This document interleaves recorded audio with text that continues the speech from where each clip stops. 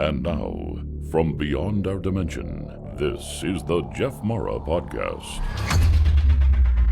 Here's Jeff. My guest is Christopher George, who during his near-death experience was in an infinite space with beings trying to join Source. Christopher, thank you for joining me and welcome. Hello, Jeff. It's a pleasure to see you finally in person. This is interesting. Well, it's my pleasure to have you. Can we start on the day that you had your NDE and go from there? Sure. I guess to start off, as a child, one of the things that I really fell in love with was skiing and ultimately ski racing. But I don't know if you've ever tried to do something and you just weren't very good at it. I was incredibly bad at ski racing, but in order to get better, I just would rehearse and train a little bit harder than the rest of the guys. So at night, one night I was out setting gates. So when you go through a ski course, there are bamboo sticks that go in the ground, and you have a big metallic plunger that you blast into the ground, and then you put your gates in place, and that's what you ski through. So I was setting a gate, and it was 8-9 o'clock at night, and it's a lit hill here in the Midwest. You wouldn't think Detroit is the mecca for downhill skiing, but we have a place in Holly, Michigan. It's really interesting that I'll come back to Holly and how that's interesting to me. But I was setting the gate, and a guy who had never skied before, it turned out, ran me over, a 300-pound adult male, and I was 15 at the time. So he hit me, and my head hit the ice. And that's pretty much all she wrote. I was in an induced coma for several days in the hospital. And I just remember the terrifying pain. It was at such a level that I couldn't really even understand it myself. It was just, I just remember being in the hospital room. And of course, now I was medicated for the pain. So it could have been partially induced by the medication. But my experience was such that I remember being in the bed, in the room. I could feel my mother by my bedside, and I could hear her crying in her tears and actually hear her praying, but I was unable to move. And at one point, I move out of the body with the assistance of what feels like a male presence, almost like your best friend. I didn't get a name. I didn't see a face. I just remember floating up to the top of the hospital room and looking down, and I could see the monitors, and I could hear everything. And I was out of the pain. So imagine going from the most intense, searing, hot pain in your life to being in an infinite, beautiful, warm, cozy space, right? So this guide takes me, and it's almost as if, and the way I would liken it is that we're actually there, and a part of us is dreaming that we're here, because it wasn't like I traveled through a tunnel of light.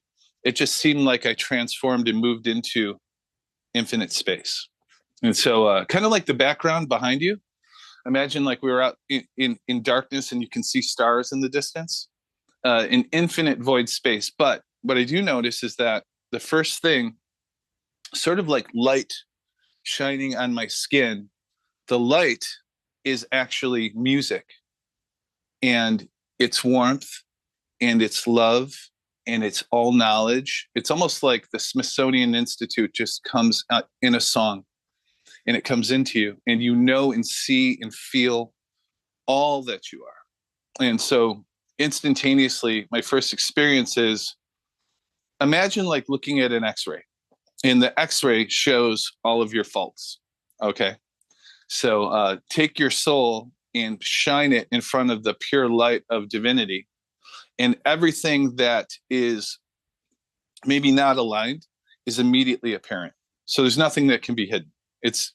And as I'm feeling the warmth of this incredible divinity and love and emotion, it's absolutely overwhelming, and it's nothing that a human being that's unprepared could handle in this life.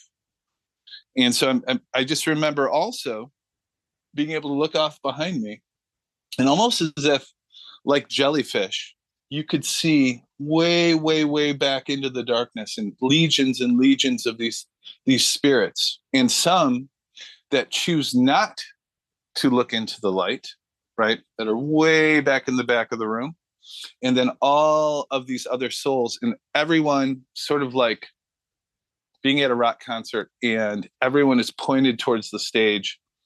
Everyone is seeking to go deeper and deeper into the light. It's with all the enthusiasm that that I could even muster. I can't even paint the picture of the enthusiasm that you have to go into the infinite light. And I just remember being there with this, and it feels like a male guide, and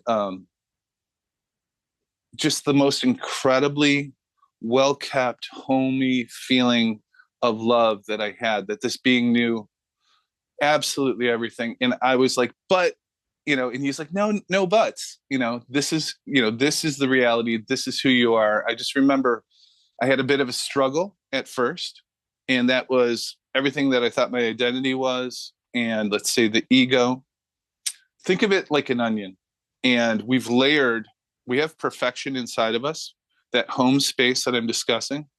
And it's our home place, our divine birthright. And then we put all of these layers on top of it. And that's why perhaps we come into the bodies and out of the bodies in order to use spiritual Windex and clean off the layers of the onion, so that we're closer and closer and closer to source. But I don't know how long I was there for. My heart never stopped. I did not die in the hospital room. It was a reprieve from the incredible pain. And I just remember this. I had the most incredible enthusiasm to go closer, but kind of like Marcel Marceau, hitting a glass wall, I was only allowed to approach so close. And that's when we pointed back to the hospital room. And I knew that the only vehicle to get me closer, and by the way, my whole entire mission and plan was absolutely obvious to me at the time. And by the way, it's almost as if you have this incredible crystal clear clarity about exactly what you're doing, why you're doing it, how you're going to go about doing it. But then we point back to the hospital room, and I remember all of this experience simply because I remember the moment I shoot back into my body, which is in incredible pain. My brain is on fire. And I think within the next few hours, I actually awoke because I was unable to wake or move for the previous few days. And I remember coming awake and pinching with, I had a long nail on my finger, and I could feel the memory of it fading. I could feel the memory of this incredible experience that I just had slipping away. And it's, I guess we'll call that like the veil of forgetfulness. You've probably heard that concept. But I just remember the incredible sadness I was having. I was in the body, and I told myself, I will not forget this. And I drove my nail into my thumb as hard as I possibly could, and actually made a little divot in my finger. And it was the one thing that later on, this memory slipped away to, let's just say, like a little participle of the whole concept. You're only allowed to keep a very small piece. I think it's built into the system, because if we walked around fully awakened to what we truly are all the time, I think it would be amazing. But I think it takes a lot of self-work to do enough spiritual Windex cleaning to get to where you can live with that divine presence, but also be a person facilitated in a body to do what we came here to do. Now, that exact mission and why I came here, still a little bit foggy and cloudy with all of that. But I think it's, if we go conceptually, we have to fall back to simplicity.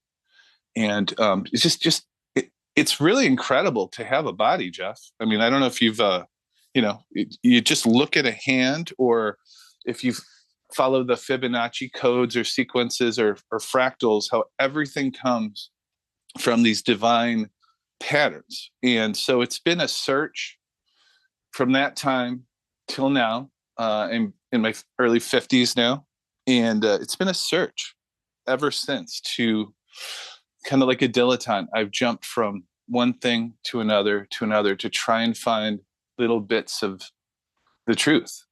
And there's a little bit inside of everything, but I think there are way showers. We could go back to, we talk about Yeshua or Jesus. We can go through all times and places in the ancient yogis, and in modern times, the teachings of Babaji, all the way to Paramahansa Yogananda.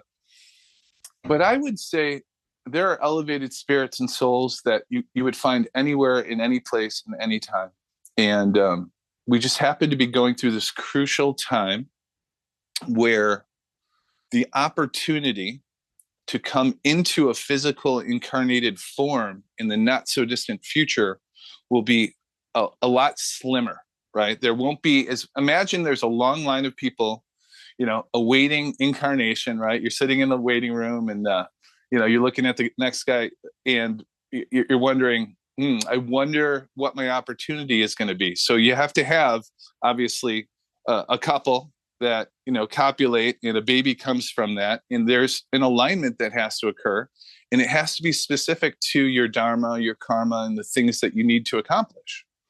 So I just feel that there's a major contraction that's happening with us currently, based on all of our karmas, what's been happening on the planet. We can talk about toxicity, EMFs, and then there are off-world intelligences that have been interplaying with our beings for a very long time also. And isn't it interesting that now, all this information about the Tic Tac UFOs and what the Navy's footage has been, and information that has been, held back forever, is now starting to come into the modern media. Since you're a musician, what did the music sound like to you? Ooh, that's a good question. Well, okay. So let's go back to 2010. I was at a sound healing conference. And at the sound healing conference, it's really cool. There were people from, that worked with Aboriginals and didgeridoos in Australia, to Eastern European mystics, to people that work with tuning forks, to people that are crystal healers and singers. But we spent 2 weeks together chanting and toning, and every person would bring their special bit of sound, tone, and music. But on one day, it's a day of isolation. Everyone goes into a room. There's no discussion other than you can chant and tone and sing in a room together. And you start early in the morning and you go till late at night. It's a marathon. There's some vegetarian food and water outside of the door, but other than that, it's a completely silent day. And at the end, you go to sleep. So I maybe 6, 8, 10 hours in. It's hard to say, because you move into a vibrational infinite space. Now, they talk about the music of the spheres. I don't know if you're familiar with that, but that each planet and each object in infinite space has a tonality, let's say a song.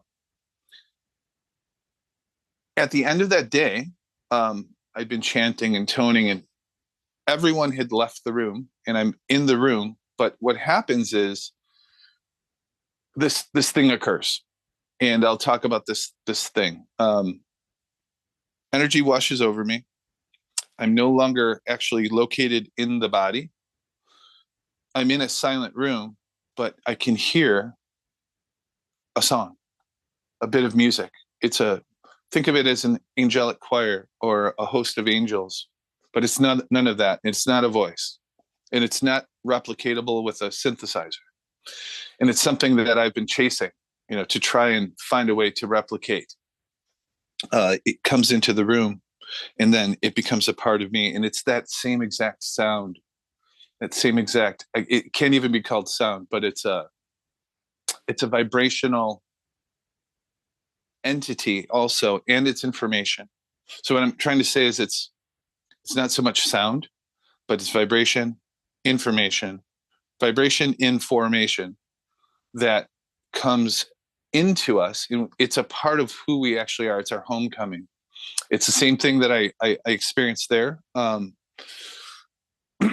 So for the next, I'd say 12 hours after this occurs, I had a little tent outside. So very carefully make my way to the tent. And I'm sitting in the tent and the music is playing. I'm a part of this music. But as I dance on the music, I'm able to go into the other tents and see the people that are sleeping or move into the building across the way. And I was aware of all of the other beings that were sleeping in the next room. And then there was an owl that would come and visit. He comes storming through the trees, and you could hear him hunting at night. And I was the owl, and I was the jaguar or the cougar up on the mountain. It was funny. The night before, I had my tent on the top of the mountain, and it was a full moon night, and I was looking out the side of my tent, and I'm, former Boy Scout, thought I know exactly what I'm doing. And on the rock above me, a really large cat, and I'm going to say it was a cougar of some sort, is purring. And the full moon is behind it. So the silhouette on the side of my tent is this full-sized cougar, and I'm trying to not lose my mind. And I just had to wait him out, hey cat, he went away. But so that happened. But like I said, this experience occurs, and it's very similar to the feeling and the vibration that comes into you during the near-death experience, right? So it happened there. I traveled to Peru back in, I'd say 2012. And so I'd been studying with some of the local Americanized people that have been studying Peruvian shamanism, the Four Winds Society, their amazing work of Alberto Villoldo. And I'd been reading the books. I couldn't afford the courses, but I did get an offer to go on this cosmic journey to Peru. It was a few weeks where we walked with the indigenous shaman people, and we would go and do ceremonies in all of the different locations. So there's a place called Saxe Woman. They call it Sexy Woman. It's an incredible location. Oyente Tambo, that was my favorite. But we went to this place called Pisac Mountain, and it was a fortress. And think of it, the indigenous people from Peru had to try and get away from the Spaniards, right? And so the shamans, the Caro elders, all made their way back into the fortresses that were built thousands of years ago. And by the way, the stones, you've seen it, you've heard it, but the stones literally are perfectly fitted. You can't even fit a credit card in between them. But on this Pisac Mountain, we do ceremony, and I met these incredible people from South Africa. They were guided by this, I don't even remember her name, but I moved away from my group because I really resonated with what they were doing. And this lady was a crystal carrier. She had a crystal about that long, and she channeled and did a, very cosmic, open group of people. But we did these little chanting and toning ceremonies up in the mountains. And that night, we were down in the valley, and we had a fire, and there were several people, had a couple cocktails, and we were just chilling out. And the mountain in the distance started to shimmer a violet flame. Let's just say the whole entire side of the mountain would shimmer, and it would get more and more intense, and then it would evaporate up into the clouds, and then it would do it again, and it would do it again. And I think I stayed up all night watching it. And at one point, a light comes from out of the sky, comes down into the valley, travels into the mountain, comes back out of the mountain, and then takes off. And several of us were watching this at the same time. So later that evening, I'm in my hotel room, and I remember getting up and feeling, I could hear the music. That's what I'm getting to. I heard the sound as I was sleeping, and it came from outside, and it came into the room, and it usually accompanies a couple of things. There's a sense of not being able to move. It comes internally to the body.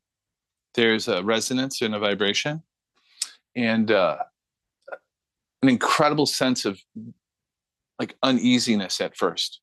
So I make my way to the bathroom, and I remember in the dark looking into the mirror, which was, I don't know, it was a huge mistake, because I shot out into that infinite space through the mirror. I don't know how long I was there, half of the night probably, because I really couldn't move. But I, once again, was in that sound, we'll call it music, but it's information, right? It's happened several times since. One thing that I have noticed is it occurs when there is a lot of solar flare activity. And that I've only come to understand that because I watched the NASA space weather. There's actually apps that you can pull on your phone, and you can actually see what's happening on the sun. So I believe that there's a correlation between all of us, because we're energetic beings, right? We're in a physical container, but what we're made of, the stuff that we're made of, which is like quarks and molecules, and beyond that, this whatever it is, and science still has yet to really define what spirit is. It is energetic, and it has something to do with the cosmic energies that come from the sun. Now, the Peruvians believe that there's a great central sun, right? That all information, they call it the solar logos, right? Because information in all life, everything from oxygenation, everything happens because of the sun. And believe it or not, here on this planet, lightning. So as lightning strikes around the world, if you can imagine the planet, maybe we'll do this.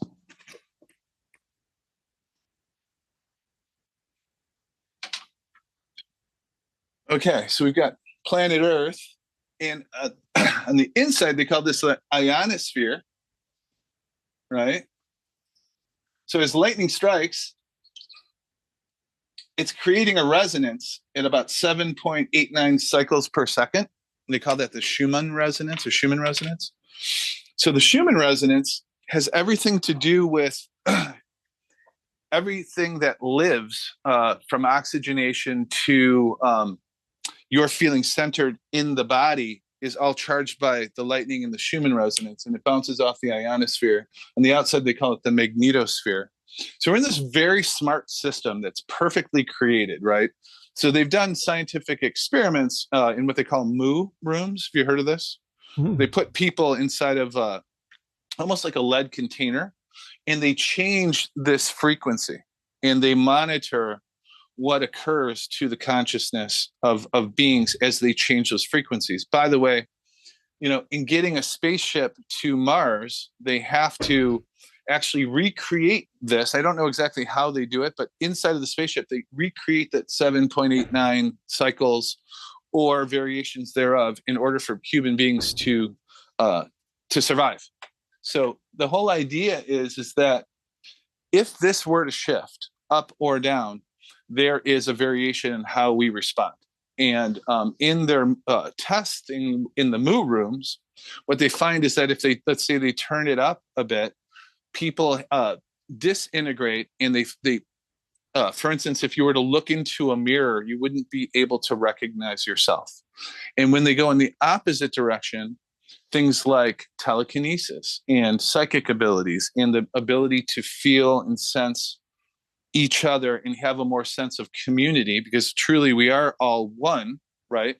But it's really interesting how this marriage of science and spirituality is starting to come to fruition, where people are actually understanding that we are a part of some sort of an essential energy that's common to all of us. Wasn't it Jung who talks about there being this common psyche, right? A bandwidth. And in the bandwidth around Earth right now, because of all of the chaotic energies, and I would say as an old system is struggling, if somebody falls into the water, sometimes you have to let them drown a bit before you go in and save them, because they'll pull you down with them. And we're in a system that and everyone out there knows this, it has been sick for a very long time. Now, how do we like fix that, heal that? That's maybe ultimately what I'm trying to communicate in the book that I'm writing. The book that I'm writing kind of encircles a lot of these experiences I'm talking about, the near death, some of the extraterrestrial experiences I've had, but in a scientific way, is to show people that we have our hands on the steering wheel of our own lives, and to raise our vibration at this time and to protect our energies is our sole purpose. I want to get back to your NDE for a moment. And there was something that fascinated me, and that is that you understood that people, or some of the people, did not want to look at the light or join the light. Yes. Why did they not want to join? Think of it this way. Think of a torus, right? Have you ever seen a donut? Mm-hmm. The shape of a donut. We have a toroidal energy field. The Earth has a toroidal energy field. The Sun has a toroidal energy field. And as we interact, those fields, when they come together, there's information that lies there. Now, here's what's nuts. You look into the great central beingness of the thing that created all of us, and it's spitting out creation all the way out to the edges of the furthest ignorance.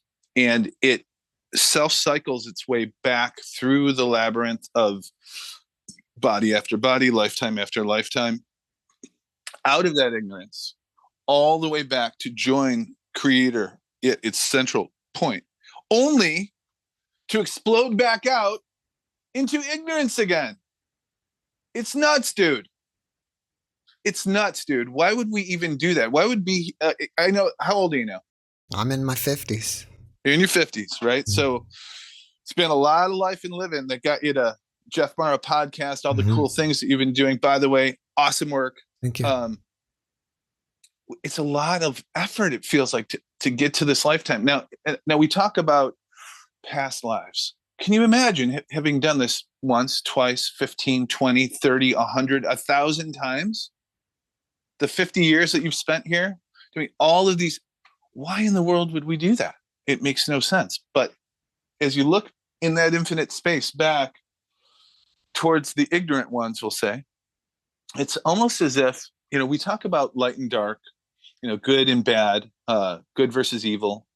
Well, if we understand the concept that all of it, every level of it, from the most ignorant to the most elevated, are all on the same journey. And it's almost like a marathon, right? But you start, let's say you're in a marathon, and the one agreement was everybody running the race had to finish the race, right? So the slowest guy with a broken leg to the old lady with the walker, everyone's got to cross the finish line. It's 26 miles. It's the Boston Marathon, We're kind of in this really strange thing where we're all trying to move back to light, and some of the folks, just, you have to drag them all the way. Why? I don't know, but it's built into the system, and it's a smart system, Jeff. It's a very perfectly built system, and that's what's messed up, is that as much as we want to put off the experiences that are happening to us, and trust me, I've hit my head on a lot of things along the path. The one thing that I can tell myself, and I'd share with all your listeners, is that you knew what you're getting into, bud. You signed up for this. And even those in the darkness, so some of the greatest spiritual masters, ultimately, after many years of practice, what they end up doing is they go into deep meditations, and then they go into the lower astral realms to help out and raise the vibration of even the darkest of darkest entities, the ones way in the back of the room. That's advanced level AP physics. When you are no longer worried about yourself and your condition, because think about it, how contracted do you get when you get scared? We just saw the whole world shut its doors for a very long time. And what happens is you become insular, and you look inside, and you worry about yourself and your story, because we're all stuck in our little story. What if you knew that you were the guy next door, or the guy in the corner with the sign? But you actually were. And those are the people in the back of the room. Are you saying that we go through this Taurus action with every reincarnation or through multiple reincarnations? Okay, I'm going to tell you a really interesting story. So I'm at a little witchy bookshop. The lady, I went to buy some sage because once in a while I'll sage the room, or if I'm working with a client, working on their energy, I need some sage, a bundle, some cedar, a few things. I'm looking around and, I'm, believe it or not, incredibly skeptical about all things spiritual, in the way that 99.99% of people, we're doing our best, but it's always an approximation to truth. And so the lady, I mean, you can imagine she has the pentagram oracle thing around her neck, and there's the dream catchers on the wall. And I bought, and I saw a sign that said Reiki session $40, and I really wasn't feeling great. And for whatever reason, something said, hey, ask her about it. She said, you know what? I don't have any more clients. I'm actually going to shut the shop down. Do you want a session? I'm like, heck yeah, let's do it. We go in the back. She does her thing. And I'm just laying on the table, and I could hear the music. I could feel the vibration just a little bit. I'm like, oh boy, here we go. And I paid her. I thanked her. I got up, and I had that spacey sensation of not being in the body. Here we go. I got in the car, and as I'm in the car, something says, I hate to say a voice, but a voice says, we are driving the body home, a collective, right?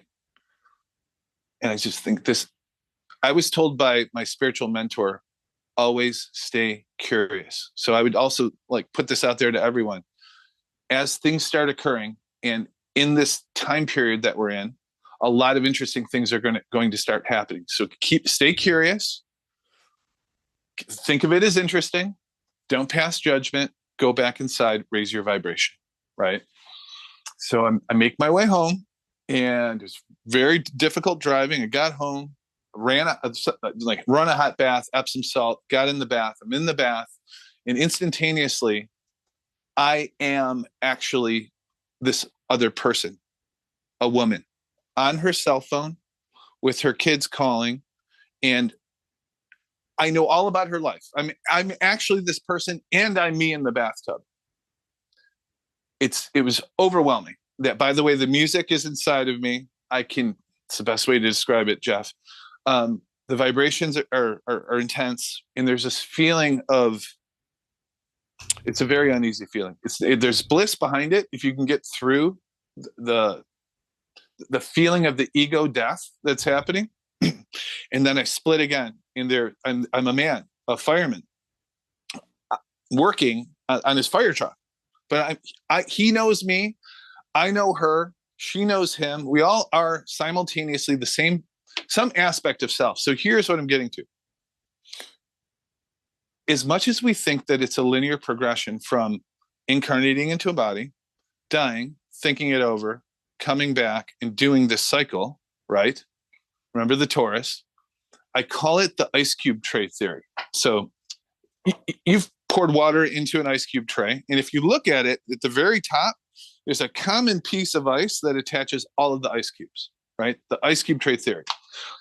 Jeff's in one of the ice cube holes, but Chris is on the other end of the tray, and there's a million other little pockets where the ice is, it believes that it's its own independent entity, but that commonality, that little piece of ice that's over the top, is what's binding it all together. It just happened to be that through some of these spiritual quests and experiences and immersions and meditations and vibrational shifting, once in a while I'll pop up and I will actually be a part of the commonality, and I'll dip into these other things. So it's simultaneity, but it's the past, it's the present, it's the future, and it's parallel lives all swamped together in that toroidal expression of life.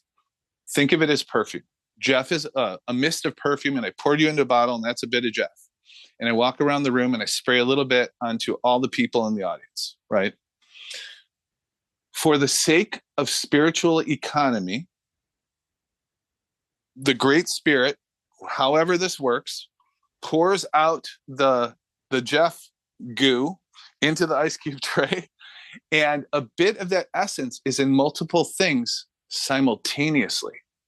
So Jeff thinks he's talking to Chris. Chris thinks he's talking to Jeff. But the truth is that at some level we're experiencing, because in economic perfect biosphere, right? We talked about the planet, right? How the energies come and how they recycle, how the energy from a leaf breaks down into carbon atoms, and those frequencies move into the soil.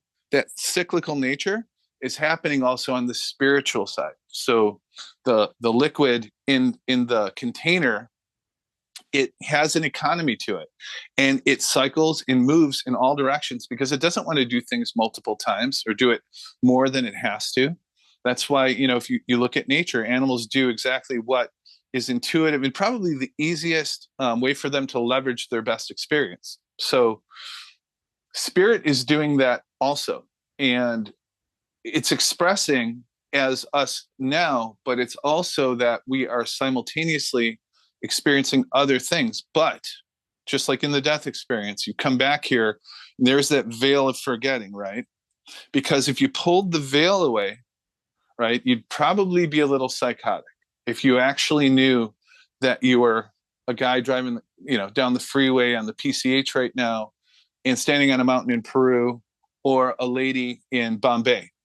It's a necessary evil that we stay within our container so that we can optimize this experience. Now, I would like to, if you have a moment, kind of describe a bit of what happened on the night when my mom passed away and how it kind of interplays with my story. Are you saying that with each incarnation, we get closer to the light? I think moment to moment, lifetime to lifetime. And by the way, you can, through vibrational work, go to past incarnations now and heal to get closer to the light also. So the goal ultimately is, trust me, the enthusiasm you'll have. Let's say you're 50 and you'll be in the body for 20 more years. On the day, I promise you, Jeff, the day when you exit this body, based on your expectations, okay, so based on your past life experience, based on what's ever in your spiritual toolbox, if you believe in Jesus, you may be greeted by Jesus. If you believe in a Buddhist way of whatever your essential initial thought is, like a screen memory, you'll be presented it in a way that is most palpable to you. That falls away after a time once you integrate into the source. But that's what's beautiful, is it's presented however your expectation of it is. But the reality is we're there now. And every time that we have an opportunity to pump a little more light into the stranger down the way, the guy in the car next to you, and it's done through thought, right? And by the way, we all have a monkey mind. It's racing around. We're all, and then worry contracts us.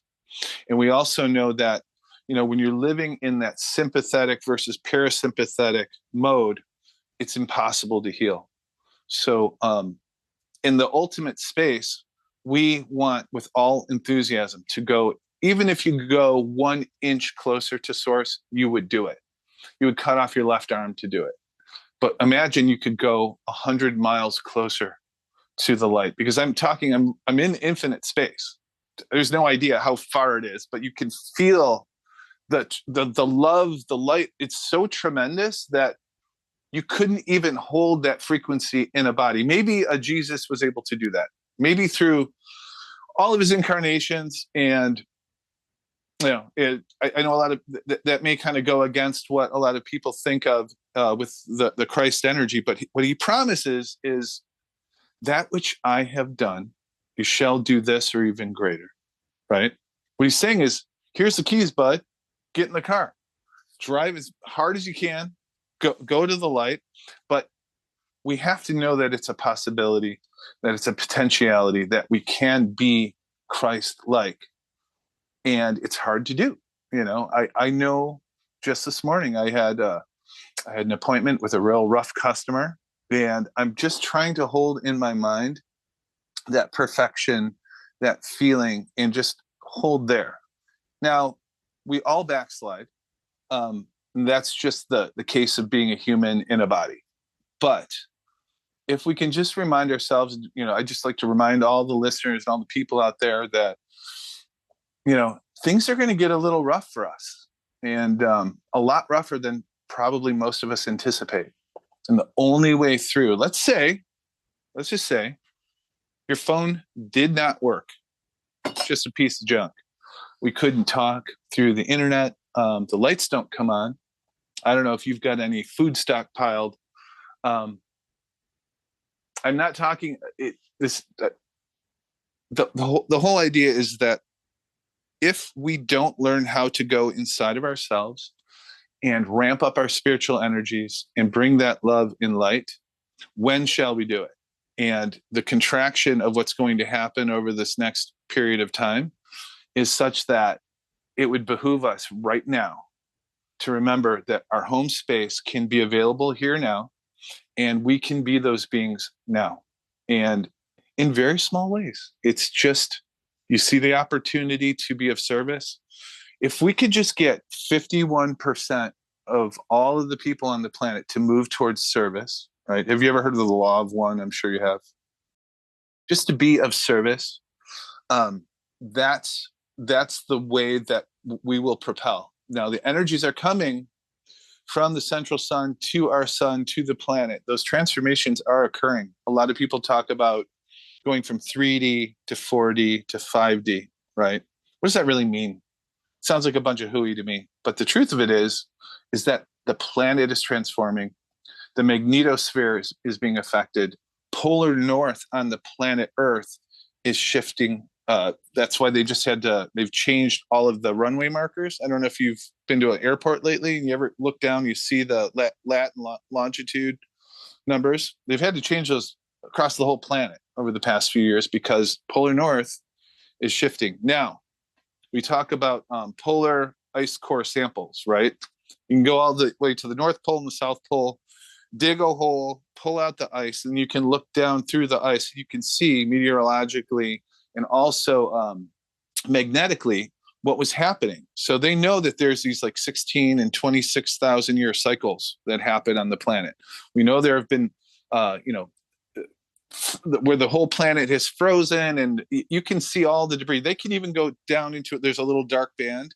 They can see when a large meteorite hit the planet and wiped out the dinosaurs. I mean, they can do it from the ice. Well, what we do know is that the magnetics of the planet shift, and they'll actually back off. The Earth will find it'll spin free in space. That's going to be a fun day, right? Imagine tidal waves and all of the things, and then it finds a new home, and then it rotates that way. So we have the moon tagging along, affecting how the planet is spinning. We could talk about velocities and all of that stuff, but it just happens to be that we're at the time period where the precession of the equinox, which is, think of a large egg shape, and our planet in our Milky Way solar system is riding a wave along that egg shape out into the center of the universe and back, right? They call that the precession of the equinox, and there's an actual time period. I think it's 26,000 years. I don't know. But the point is, the yugas were those 8,000 year cycles, or it's a however many year cycle that the ancient Vedic practitioners from India had tracked infinitely back.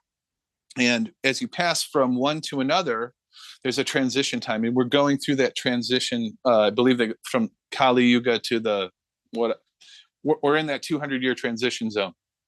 But the point being is that it's a very interesting opportunity to be in a body right now. There may not be a lot of opportunity to come back into a body, so let's make the most of it.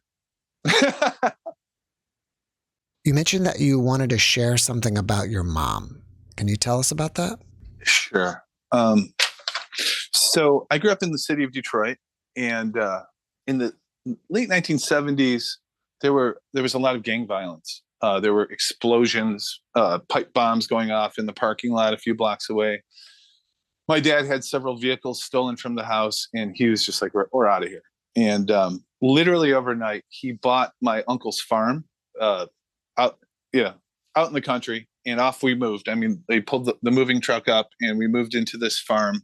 There's a little horse farm, maybe an hour and a half away from Detroit. So on this farm, we had a whole bunch of animals, and my mother, my father, my brother, and my sister, and myself didn't really know what we were doing. But my dad he was such an incredible hustler, and he would come home with cars and motorcycles, and it's what he would do. He'd buy them and sell them, and he had a car lot. But he would come home with horses. There, we started with one. I think we got up to like 14 or 15 horses, and we would have someone's horse that we'd be watching for him, and then there were ponies, there were goats, there were ducks, there were sheep. It was a lot of work. So it was my job to go out, feed the horses, spend a lot of time in the barn, and so we have this lifestyle. And the horses would run away constantly. I'd get a call in like fourth hour, and I'd have to hop in the car and go home and chase after a horse. But on that farm and in that barn, interesting things would happen. And I just remember I would sleep next to the window, and I have some like vague memories and some really strong ones where I'd look out the window and there would be a light over the barn. And where are the horses? The horses had all run back, and they were sitting. I could see them standing in the dark off to the side, and the light would be out near the barn. And I would just say, that is really weird. There's no light at the barn. And then this incredible sense of like not being able to stay awake, and I'd fall asleep, and then I'd wake up, and the light is just outside of the window over the roof of the house. And then of course you fall asleep. Then another night, I see the light outside of the window. I can't move. Then I'm transported up, and I can see because I had a stripe on the painted on the ceiling of the room. I could see the stripe going by because I was actually moving across the room. Now, I never opened the window, but nonetheless, I end up out in the field, standing in the field, and I'm looking. Now, here's where screen memories come in. It happens in multiple things, but whatever entities that I was dealing with would present themselves as something or someone that I knew. And I see a boy standing like 15 feet away from me. One of my favorite things to do, by the way, was you take the vacuum cleaner hose, the wrinkled hose, and spin it around, and it gives you that tone, that sound. It's what I didn't realize until recently is that it's overtones, right? And it's actually a healing sound frequency. We can talk about that. But I'm in the field, and there's a kid swinging the hose at 4:00 in the morning, and I'm in my pajamas, and I'm like, this is really strange. And then once again, you fall asleep, and I wake up in my bed, only my pajamas are wet and they have grass all over them, and I'm tucked in. Now, how did that happen? I could go on and on about these experiences, but the point being is it was never conscious. I never saw any little gray men with big eyes walk into the room. But subsequently, as an adult, I had some very interesting experiences. I was fishing one day, and there was a silver orb, maybe 4 to 10 feet wide in the sky, and it dances down. It comes down just over the water, and it goes back up in the air. It's gone. Another night I'm driving, I see a black triangle. And the only reason I know it's a triangle is that it's blotting out the stars above my car, and it's got to be a half a mile long. And there's a single light in the middle, and it just goes right over where I was. That was in Holland, Michigan. But on the night my mom passed, something really interesting happened. I was at the hospice, and when I had learned through the Peruvian shamanic tradition a way where you can go into the body, and when someone passes, help them to transition. You open up the energy centers in a spiral. I won't go into detail, but you're in a prayerful state. You bring their guides and the angelic influences in to help escort someone quickly to the helpers that are waiting to take them on. So I mean, I had read it in a book, and I hadn't even done it, but I knew that this day was coming. So I prepared. I had my little shaman sack with me, and went to work on Mom, and it really felt incredible.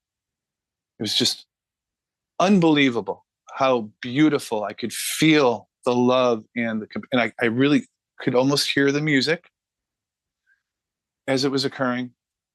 And my sister and father had been there, and they left and they went ahead of me. They took off, and they allowed me to do my thing.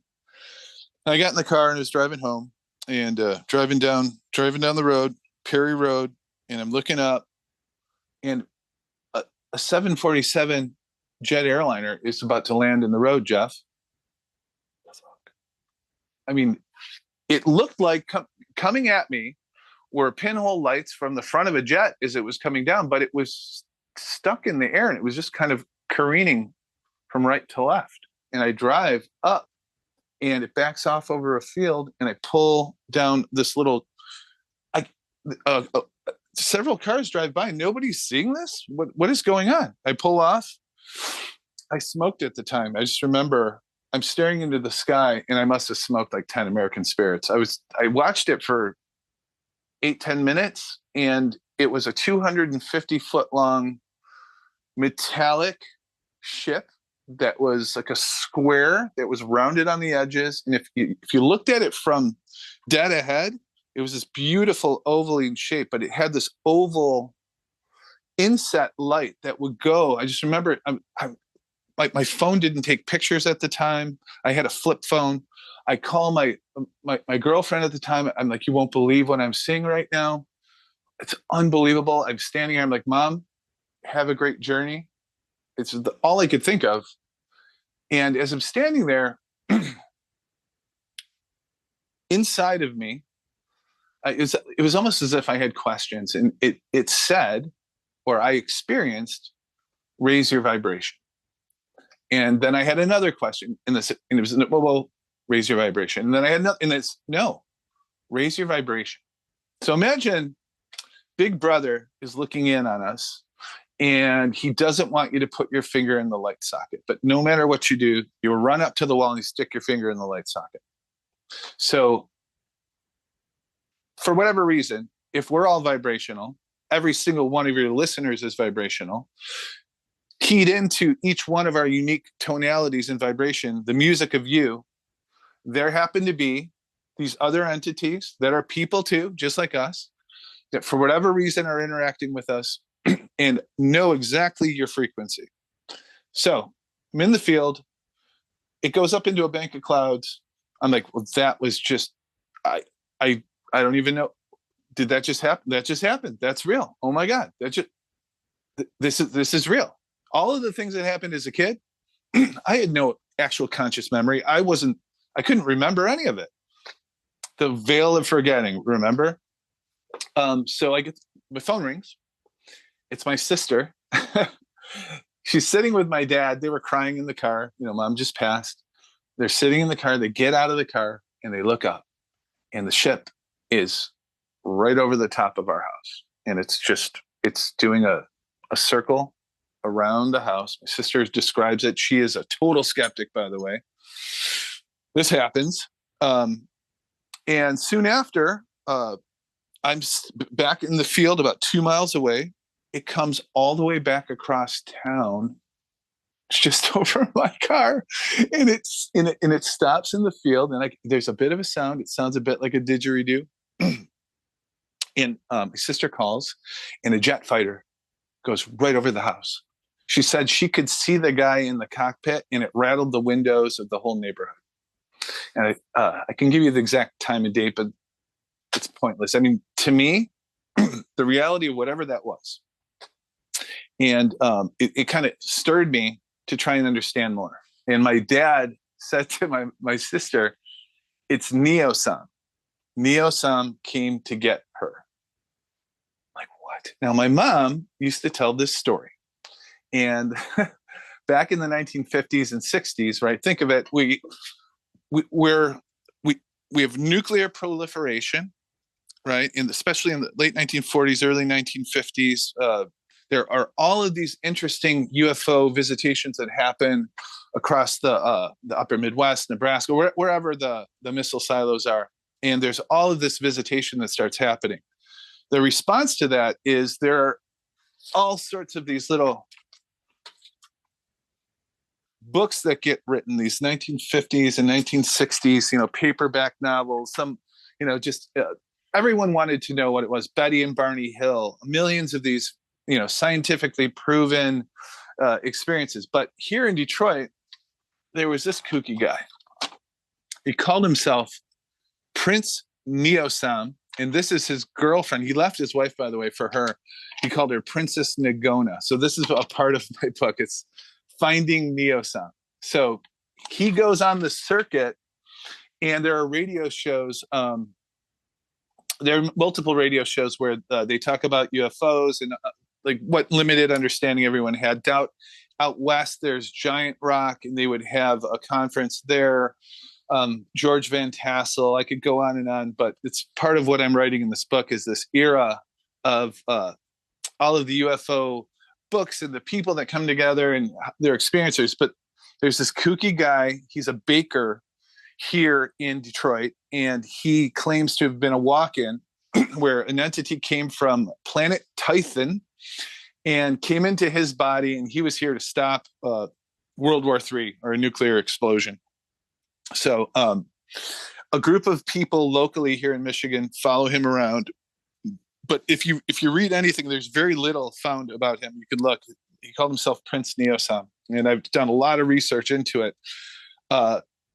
He claimed to have some special talents, and my mom tells a story. She was dating a gentleman just before or during when my father went off to the Marines, and they were just about to get married, but they didn't. So she was dating this guy. He's a missile plant engineer, and he would get together with other missile plant engineers, and they'd go to an apartment. And this guy, Neosam, supposedly had a spacesuit, and he would hand out a knife, and he'd say, "Cut the suit," and no one could cut the suit. He'd hand out a blowtorch. He'd say, "Burn the suit." They couldn't burn the suit. He supposedly could levitate objects and move them around the room. And my mom claimed to have experienced this. So when my dad said it's Neosam came to get her, it made me incredibly curious. Like, who is this character? I don't know if it had anything to do with the ship that I saw and my sister saw and my father saw, but it's a really great question mark. I have had a few experiences since, and I could go into some of that, but I am convinced that there is this reality, and that clearly from the near-death experience and the multiple ongoing little experiences that I've had, that there's a really interesting story at play, and no one has all the answers. No one was. We started playing the game of Monopoly, and someone threw out the instructions. Back in the 80s, there was The Greatest American Hero. Do you remember that show? Mm-hmm. The basic concept is you got this guy. He finds this superhero suit, right? And he fumbles the instructions.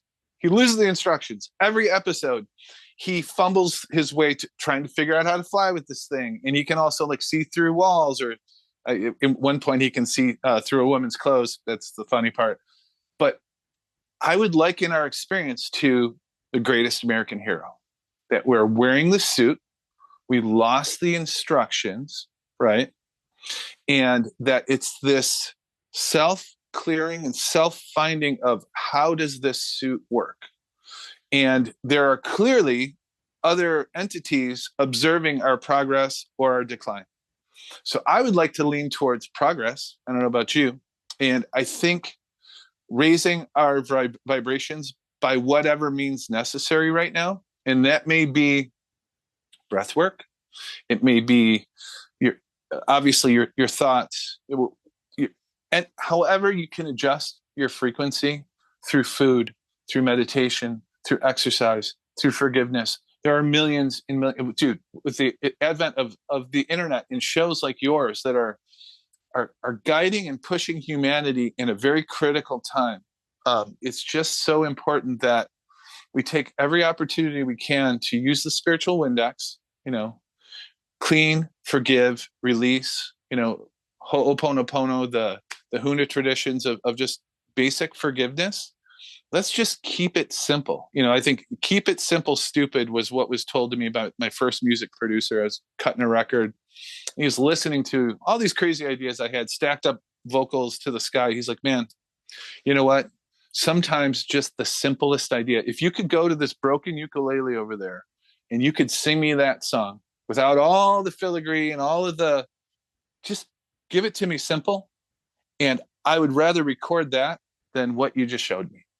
And the same thing goes with, I think if you're just using way too much effort, that this should be a sense of effortless knowing. And when we're faced with a challenge, perhaps stay curious and ask yourself, what does my heart feel? And what would be the most effortless way to come to a positive conclusion? And if you can't, perhaps you don't play with that person at that moment. Maybe you just take a pause in a moment and just say, you know what? I'm going to stay curious. I can't really respond to that right now because I'm going to act out of fear and ego and judgment, which we all have. And I guess if there's like a simple message, that's what I'd like to just share today. Chris, after watching this podcast, people may want to reach out to you and ask you questions. Are you up for that? Yeah, sure. What's the best way to reach you? Well, once again, I'm working on the book. I have a Facebook page, which I literally haven't used in years, but I'll get it back up and running. You can find it. It's a Vibe Align at Facebook, and I'll send you a link. So it's just it's a group on Facebook that I used for some of my sound healing frequency work in the past. But I'll send a link for you. All right, great. Well, Chris, thank you for sharing your experiences today. I really appreciate it, and I wish you the best. Thank you, brother. God bless you. God bless you. Thanks for watching the JeffMara podcast. I really appreciate you. Another way to show support is through YouTube memberships. And if you do, there are loyalty badges and other perks depending on your level of membership. All you need to do is click the join button underneath the video to find out more. Thank you for your support.